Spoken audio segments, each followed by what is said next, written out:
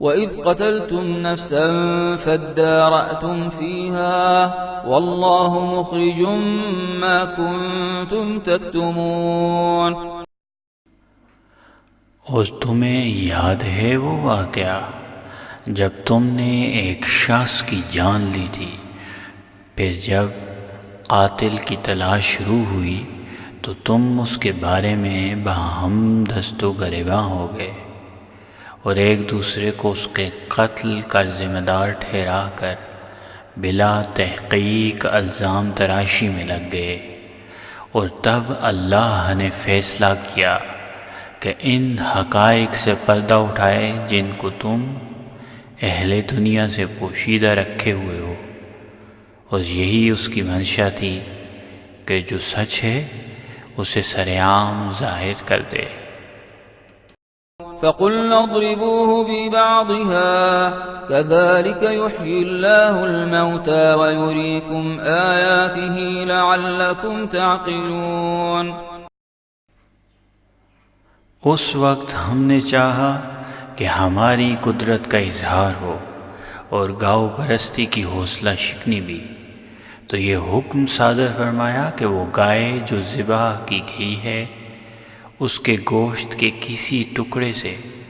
مقتول کے جسم پر ضرب لگاؤ تو وہ جی اٹھے گا اور تم سے اپنی ہلاکت کی روداد بیان کر دے گا۔ دیکھو اس طرح اللہ مردہ جسم کو اپنے حکم سے نئی زندگی عطا کرتا ہے، اور تمہاری سمجھ میں لانے کے لیے نام نہاد معبود پر کاری ضرب لگا کر تم پر اپنی خالقیت کی علامات کا ظہور کرتا ہے۔ ثم قست قلوبكم من بعد ذلك فهي كالحجارة أو أشد قسوة وإن من الحجارة لما يتفجر منه الأنهار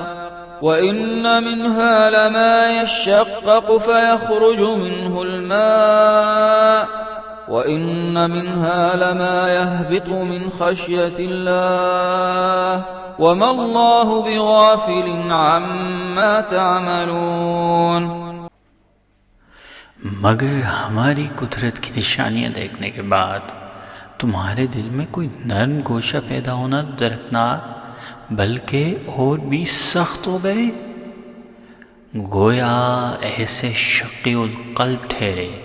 کہ جیسے پتھر، بلکہ سنگ دلی میں تو تم ان سے بھی کہیں بڑھ کر سامنے آئے، یعنی تمہارے دلوں سے اثر پذیری کی صلاحیت سلب اور قبول حق کی استعداد ختم ہو گئی، اور باوجود سنگینی کے بعض پتھر بھی ایسے ہوتے ہیں کہ جن سے چشمے پھوٹ پڑتے ہیں، اور بعض چٹانیں تو شق ہو کر انہار کو جنم دیتی ہیں، یعنی تم ہو کہ اس سخت دلی کے سبب کبھی چشم تصور میں بھی احساس ندامت سے آبدیدہ نہ ہوئے، اور انہی میں وہ سنگلاخ پہاڑ بھی ہیں جو اللہ کے خوف سے لرز کر بلندی سے پستی پر اتر آتے ہیں، اور ہر ابہام دور ہو جائے کہ اللہ تمہاری سیاہ کاریوں سے ہرگز بے خبر نہیں۔ أفتطمعون أن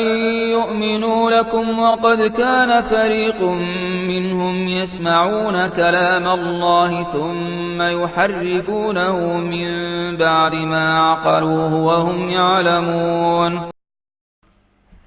اے سادہ دل مسلمانوں،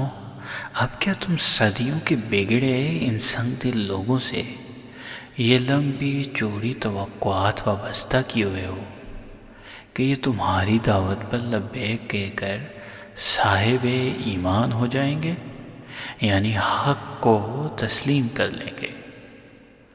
حالانکہ ان کی نسلیں بیت گئیں کہ ان میں سے ایک گروہ کا یہی شیوا رہا کہ کلام الہی کو سنا اور تمسخر اڑاتے دیدہ و دانستہ اس میں تحریف کی اور دین حق کو مسخ کر کے پیش کرتے رہے۔ وَإِذَا لَقُوا الَّذِينَ آمَنُوا قَالُوا آمَنَّا وَإِذَا خَلَا بَعْضُهُمْ إِلَى بَعْضٍ قَالُوا أَتُحَدِّثُونَهُم بِمَا فَتَحَ اللَّهُ عَلَيْكُمْ لِيُحَاجُّوكُم بِهِ عِندَ رَبِّكُمْ أَفَلَا تَعْقِلُونَ۔ جب اہل کتاب ان لوگوں سے راہ و رسم استوار کرتے ہیں جو بارگاہ الہی میں سر طاعت خم کیے ہوئے ہیں، تو وہ انہیں اپنی ایمانداری اور اطاعت گزاری چتاتے نہیں تھکتے، اور جب تخلیہ اختیار کرتے ہیں تو باہم گفت و نشید میں ایک دوسرے کو محتاط رہنے کی تلقین کرتے اور کہتے ہیں کہ کیا تم اتنی سدھ بدھ بھی کھو بیٹھے ہو کہ جو آیات و تعلیمات اللہ نے تمہیں سکھائی ہیں، جن سے ہماری موجودہ روش پر گرفت ہو سکتی ہے، انہیں مسلمانوں کے سامنے کیوں بیان کیے دیتے ہو؟ کیا تم یہ چاہتے ہو کہ وہ ان تعلیمات کو لے کر تمہارے رب کے حضور پیش ہوں اور تمہارے خلاف اتمام حجت کر دی جائے؟ أَوَلَا يَعْلَمُونَ أَنَّ اللَّهَ يَعْلَمُ مَا يُسِرُّونَ وَمَا يُعْلِنُونَ۔ اور کیا تم اس سے بھی بے خبر ہو کہ تم جو کلام الہی میں تعریفات کر کے اپنی حق پوشی کو چھپاتے ہو اور اپنی مرضی کے جو معنی و مطلب نکال کر تم لوگوں کے سامنے کھول کر بیان کرتے ہو، اللہ کو تمہارے سب کیے درے کا علم ہے۔ وَمِنْهُمْ أُمِّيُّونَ لَا يَعْلَمُونَ الْكِتَابَ إِلَّا أَمَانِيَّ وَإِنْ هُمْ إِلَّا يَظُنُّونَ۔ ان اہل کتاب میں سے ایک دوسرا طبقہ امیوں کا بھی ہے کہ جو کتاب کے صرف ظاہری الفاظ کو ہی جانتے ہیں، یعنی ایسے کورے ان پڑھ ہیں کہ انہیں دین کے اصول و قوانین، اخلاق و شرع کے قواعد یا پھر انسان کے فلاح و خسران سے متعلق تعلیمات کا کچھ علم نہیں، بس اپنی بے بنیاد امیدوں اور اپنے مفروضات و خواہشات کے مطابق گھڑی ہوئی باتوں کو بحیثیت دین لیے بیٹھے، محض جھوٹی توقعات، وہم و گمان اور پرفریب وعدوں پر اپنی زندگی جیے جا رہے ہیں۔ فَوَيْلٌ لِّلَّذِينَ يَكْتُبُونَ الْكِتَابَ بِأَيْدِيهِمْ ثُمَّ يَقُولُونَ هَٰذَا مِنْ عِندِ اللَّهِ لِيَشْتَرُوا بِهِ ثَمَنًا قَلِيلًا فَوَيْلٌ لَّهُم مِّمَّا كَتَبَتْ أَيْدِيهِمْ وَوَيْلٌ لَّهُم مِّمَّا يَكْسِبُونَ۔ بس ان اہل کتاب کے علماء و مشائخ کے لیے تباہی و بربادی کا سامان تیار ہے، یہ اس لیے کہ یہ اپنے ہاتھوں سے کتاب ہدایت میں رد و بدل کر کے نوشتہ شرع لکھتے ہیں اور لوگوں کے سامنے اس کی تبلیغ ایسے کرتے ہیں کہ گویا یہ اللہ کے پاس سے ان تک پہنچ جائے، اور اس طرح یہ مذہب کے نام پر دھوکہ دہی سے کام لے کر اس کے عوض اپنے دنیاوی مفادات کو تحفظ دے کر ناجائز کمائیاں کرتے ہیں۔ حق فروشی کے سبب ان کے ہاتھوں کا یہ لکھا بھی ان کے لیے رسوائی و خستہ حالی کا سامان ہے، اور قلم و علم فروشی کی پاداش میں ان کا کمایا ہوا ناجائز سرمایہ بھی ان کے لیے موجب ہلاکت ثابت ہوگا۔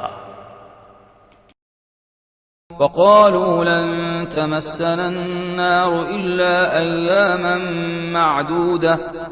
قل أتخذتم عند الله عهدا